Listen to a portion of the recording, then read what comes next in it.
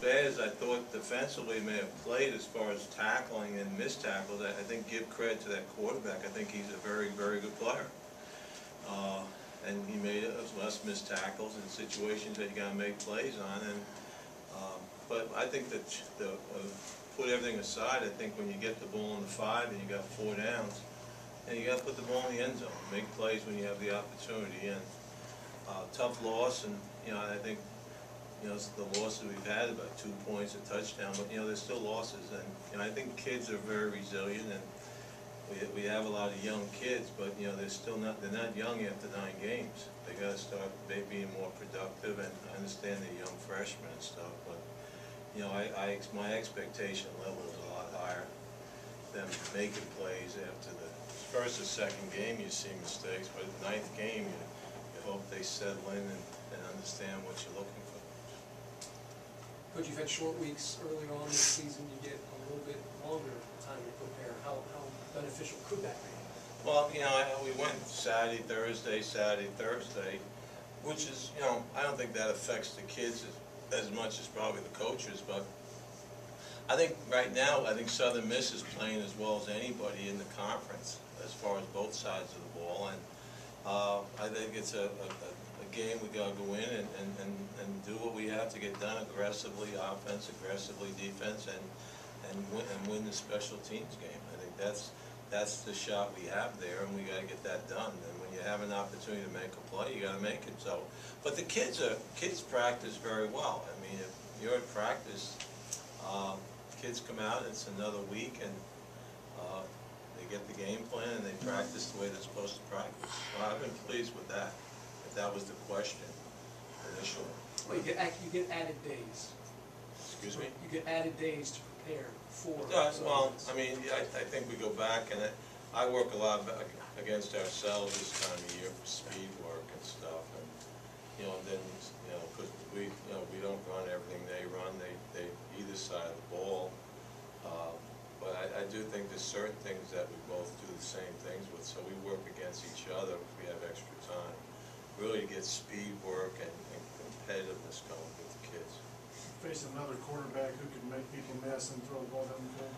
Yeah, Austin is, he's been there, it's 3 years now I think we've seen him, but I think he makes plays. I think, they're a no-huddle team, and, they got different time limitations on the no-huddle, but, at times there's 17 seconds, the next play's coming off, and even when you watch their tape, the referee or the umpire is just running away from the marking the ball, and they're trying to get the snap off. So that's where the pressure will be on the defense to get lined up quickly, get the call, and make sure they know their responsibilities within the call.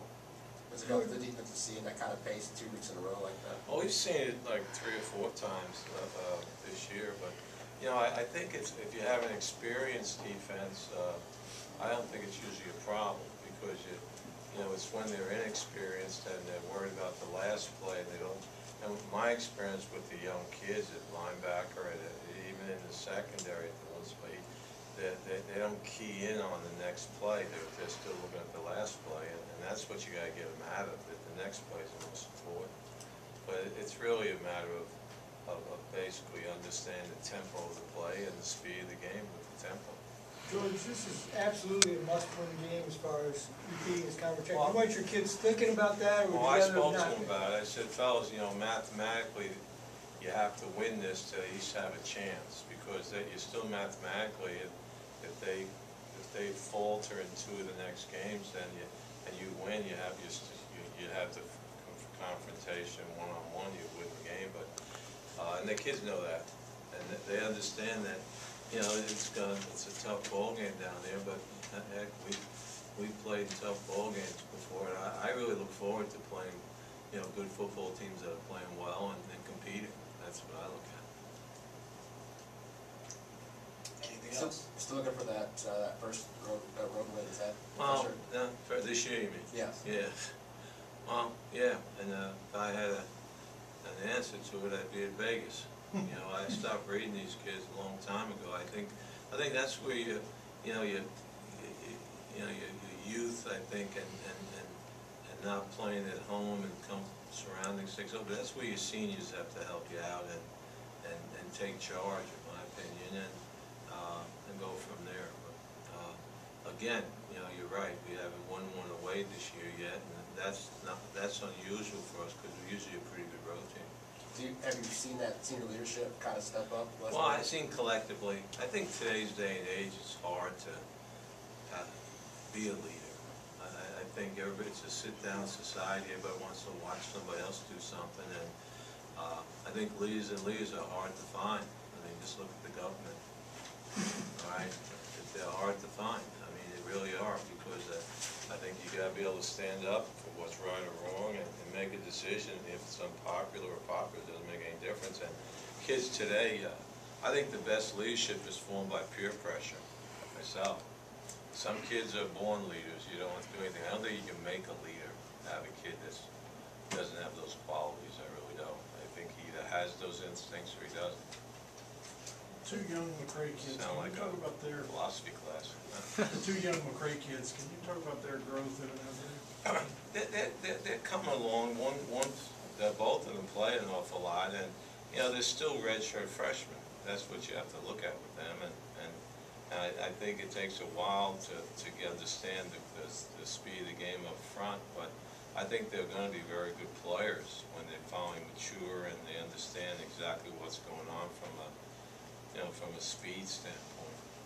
I'm very pleased with them. I think, you know, they're guards, and they're going to get better and better and better as they get more reps. When you have a season like this, which is a little disappointing as far as what as far as what you started out hoping for, the kids, is this one place where pride really takes over as far as those kids are concerned?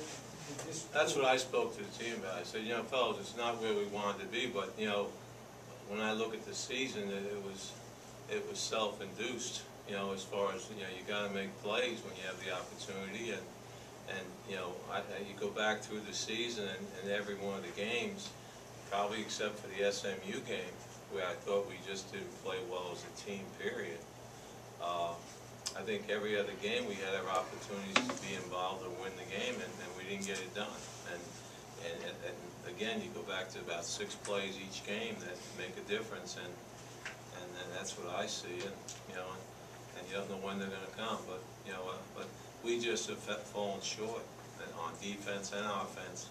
You know, see, I thought still with 3rd and 9 on Thursday night, you know, stop them. We bang the timeout. We get the ball back with 1:50 left, and the linebacker takes the wrong gap, and it goes for 9 yards and a first down. Game over.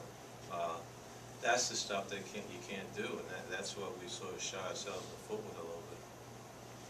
With games that are so close, is it tough to see opportunities to get Blake Bortles in? Is that something you're still looking at? No, he needs to play. I had that conversation with Charlie today about it. I said, I've seen enough of him on the practice field. We got to get him in the game, and you know, that's no more an option. It's a demand. It's going to happen, because I think we need to do that. I really do, because I think it's a good flow. You know, very few young kids, you know, can manage the whole game until you settle them down. And he needs to be on the field, and the other reason is he's earned the right to get on the field, in my opinion. And I think, you know, other kids that make mistakes and don't do things right, we put them on the sideline. The quarterback's no different. I think Jeff has made a lot of good plays, but I think there's a certain time you need to put him on the sideline so he can get his breath and see what's going on. He's still young at that position. So Blake will play this week, and the next Tuesday when you ask me that, ask me how well he played. I know the emphasis right now is on this season, but it looks like you may have Ohio State and Oklahoma on the schedule next year. Can you talk at all about that? Oklahoma's not on the schedule. The game that Ohio State still has to be signed off on, but you know, I okayed that one. That was when I was involved with. And Kansas State's still on our schedule. And basically that's the holdup on everything, as far as, because if West Virginia gets to the Big 12 next year, if Missouri leaves, you know, they're going to need a game one way or the other. And if those people stay, then you know that game may not happen. that's where we'll need a game, but we're talking to a number of people right now regarding that game.